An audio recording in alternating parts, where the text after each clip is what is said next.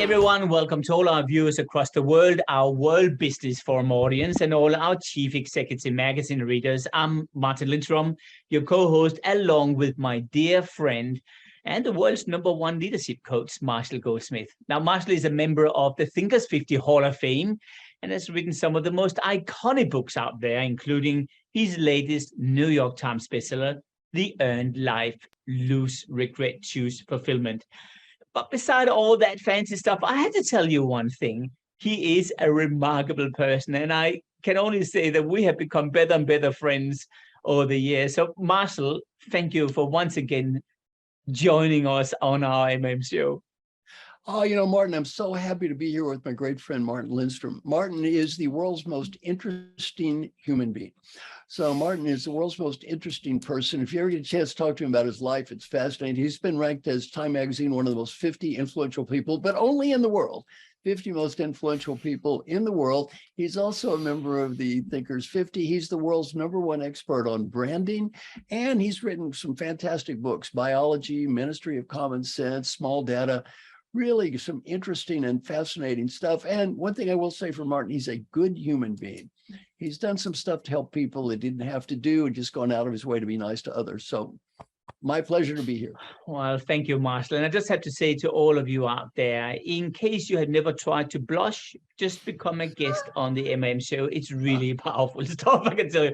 Thanks, Marshall. Now, listen, if you have any questions or comments out there, just post them here. Or just tell us who you are and where you are. And if you, by the way, like this show, don't forget to press the like, the follow, or the subscribe button.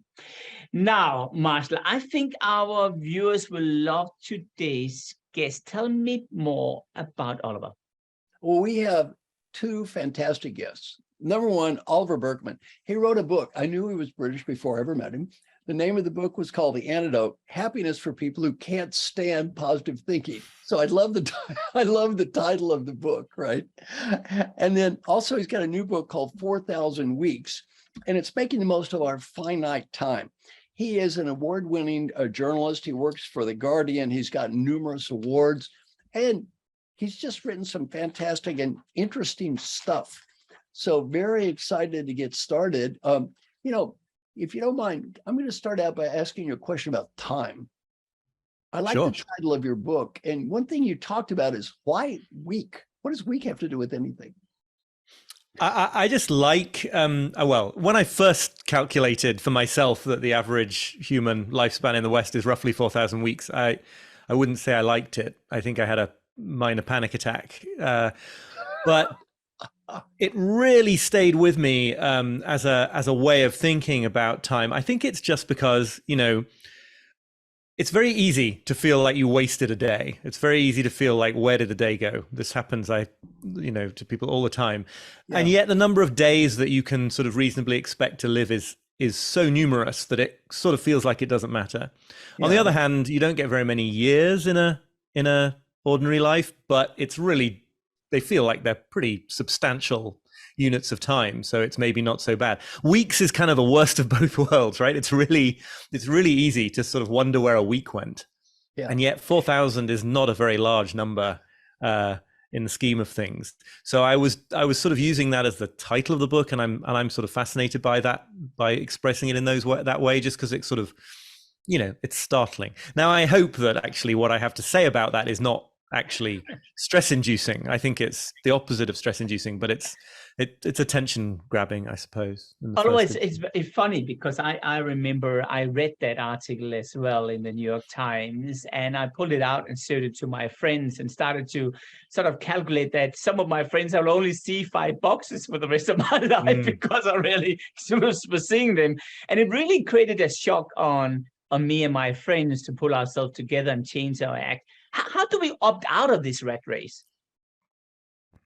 Well, that's the big question. I think I guess to answer it at quite a sort of abstract level, I'm happy to get more specific, but my argument, I suppose, is that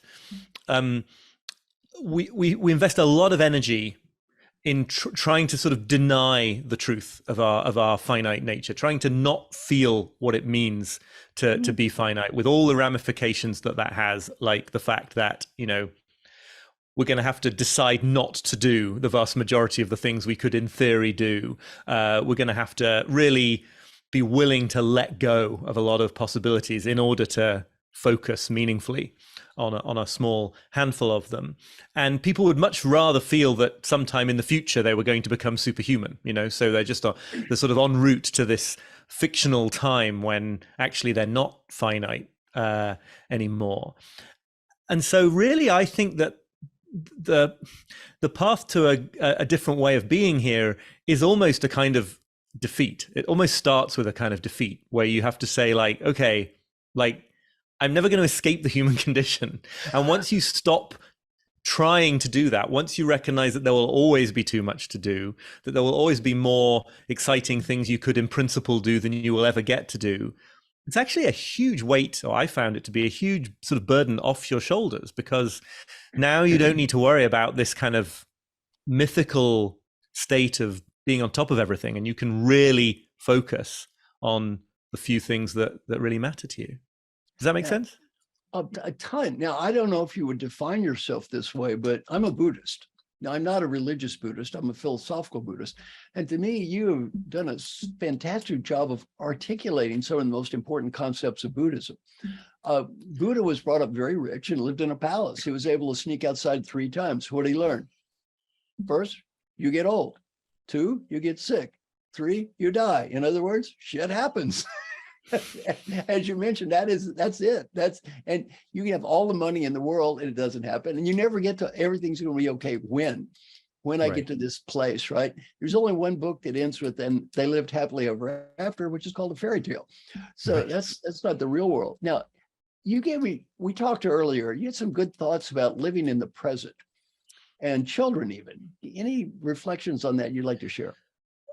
Yeah, this is a meaningful topic to me just because I think that, it's a cliche that you should live more in the moment, live more in the present. And I try to sort of get at it by hopefully a slightly less cliched route. I mean, I think that one of the effects of focusing too hard on trying to make the very most of our time, trying to fit everything in, trying to extract as much value as we possibly can from every moment is actually, as you've hinted in what you just said, that we sort of end up living perpetually in the future, right? Because it's like the whole notion of making the best use of time has this sort of built-in future aspect, which is like, well, making the best use of it for what? Doesn't necessarily have to be for making vast amounts of money. It could be for anything. It could be for some very sort of down-to-earth goals, but it's all still putting the meaning of life in the future. And I think that people can get, myself absolutely as well, earlier on in my life, you can get completely caught up in this. You can be doing very good, very meaningful things. I'm not talking about being sort of a sort of vulgar materialist or anything, but you can be doing all these things and subconsciously putting all the purpose of them in some moment of truth that's going to come in the future when you have it all together, or when you finally launch this or get married or have kids, or when the kids leave home, whatever it is. And you always just nominate, a new thing in the future to postpone things until. So I guess what I'm primarily trying to say is just that, we always are only in the present moment anyway.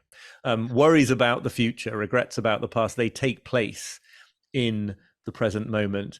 And so it's really just a question of, falling back down to earth with a bit of a bump, and seeing that you can only ever decide to do the next right thing, to quote either Carl Jung or Anna from Frozen, that it's only ever a question of making a decision about the next moment, which again, I think is a huge weight off my shoulders, right? You don't have to take control of your whole life. You have to take control to the extent you can of the next moment and the next and the next.